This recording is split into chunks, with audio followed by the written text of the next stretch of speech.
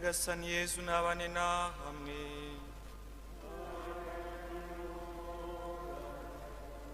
Amagambo yo mu Ivanjili ntagatifu ko yanditswe na Mariko.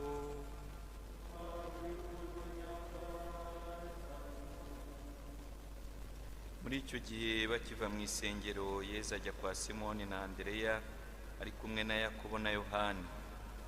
Ubwo rero nyirabukwe wa Simoni yari aryamye ahinda umuriro. Bahita babwira Yesu iby'uburwayi bwe. Niko kumwegera amufata ukuboko aramuhagurutsa. Nuko umuriro urazima atangira kubazimanira. Bugorobye izuba rimaze kurenga, bamuzanira abarwayi bose n'abahanzweho na roho mbi, mbese umujyi wose ukoranira imbere y'umuryango.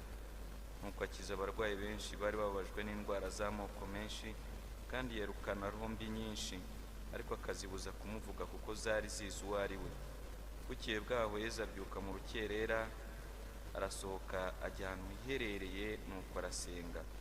Simoni na bagenzi be bajya kumushakashaka. Bamubonye baramubwira bati, rubanda rwose ruragushaka. We rero arasubiza ati, nimucyo tujya ahandi mu nsisiro za hafi, naho mpamamaza inkuru nziza kuko aricyo cyanzanye.